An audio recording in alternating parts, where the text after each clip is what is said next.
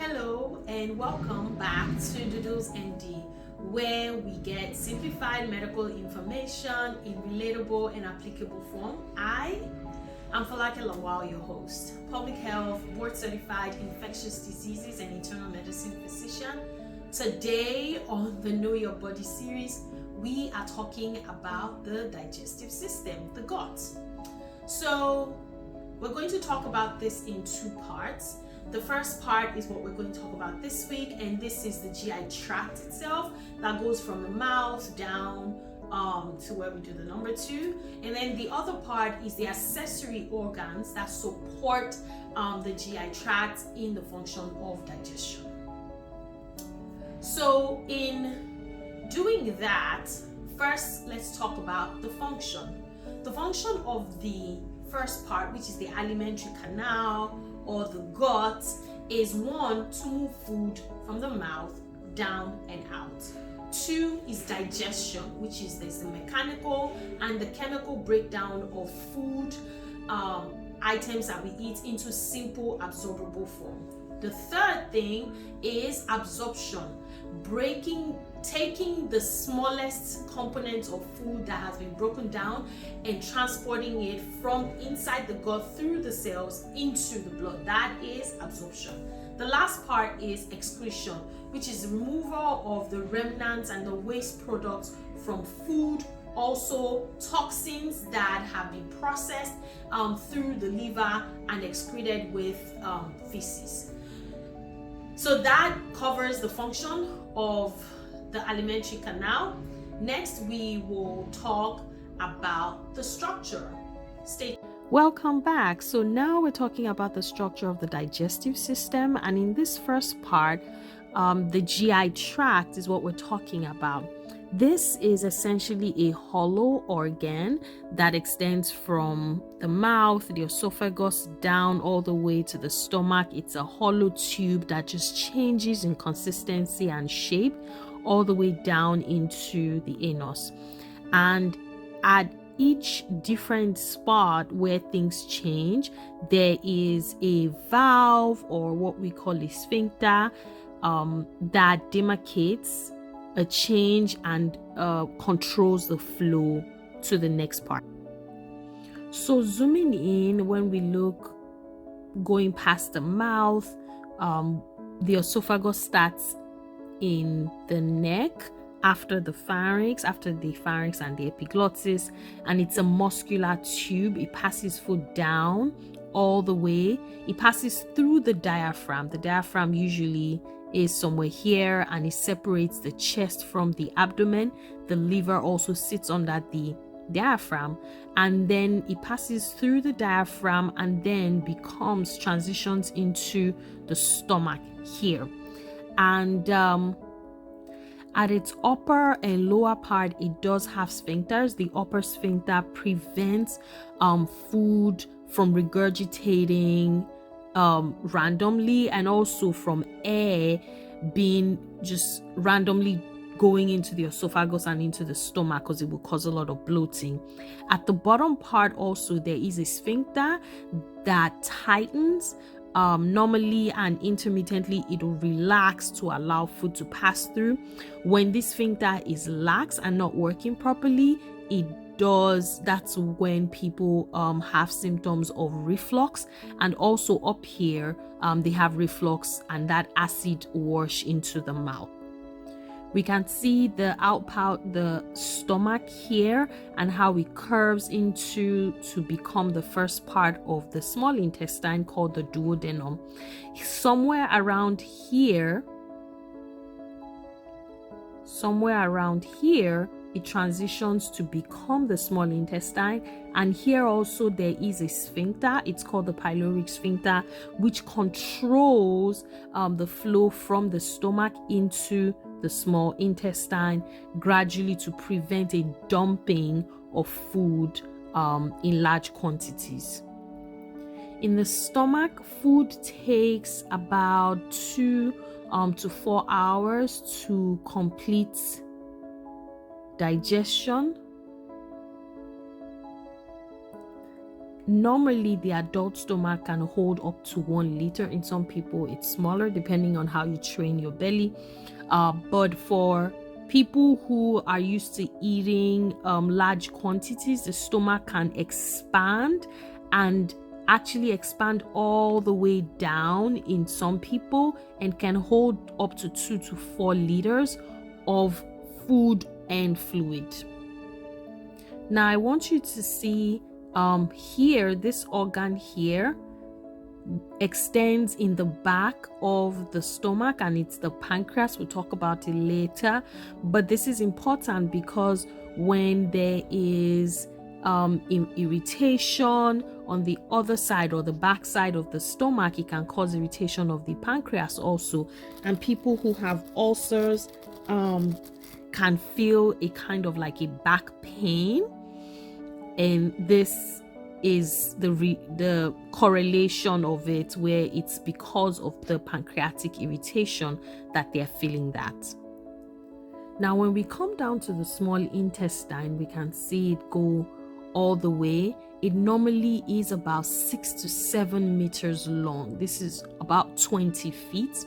It collects the fluid from the stomach gradually, and it mixes and puts in fluid and causes absorption that happens all the way, and then it empties into the large intestine here. One fun fact about this is that inside it, the cells on the inside have numerous foldings called microvilli, which are finger-like, and it increases the surface area of the small intestine about 600 times. And if you spread this out, it can spread out up to 250 square meters. So that's like a whole lot of coverage, and it's just to be able to efficiently absorb the nutrients as quickly as possible.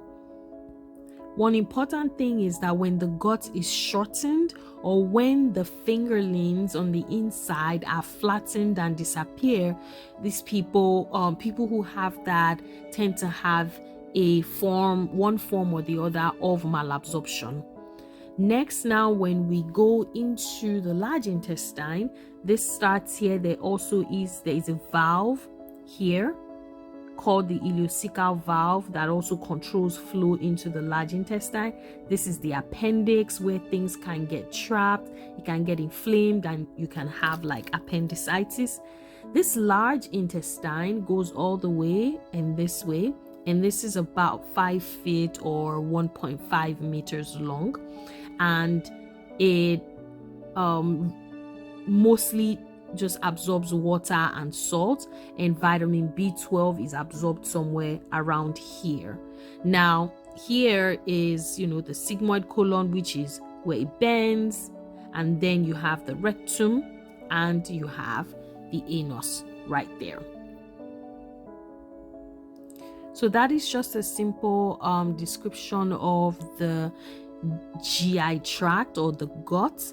Next, we are going to talk about the process of food digestion. Stay tuned.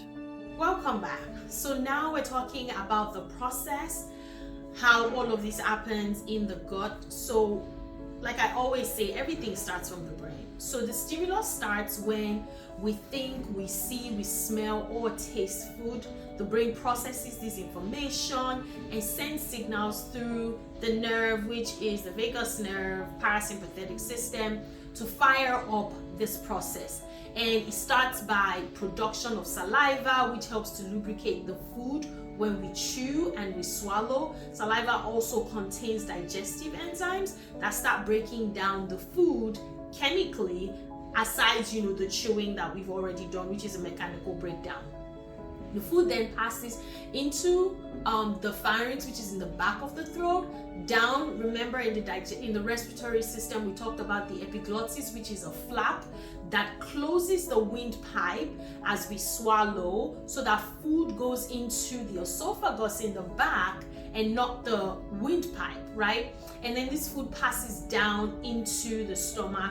There's a sphincter that relaxes and opens up and allows the food to go into the stomach.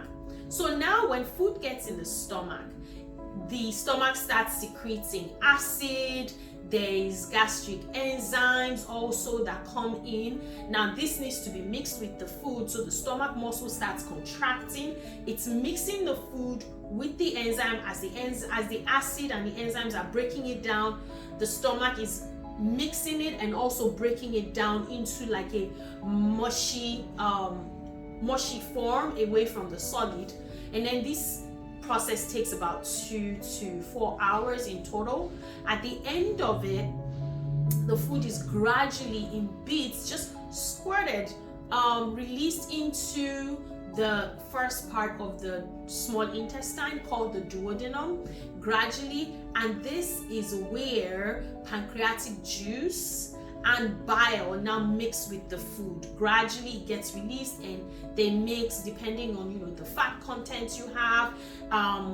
Determines how much bile is needed, because that's like the main function that bile does, is helping in the digestion and absorption of the fat.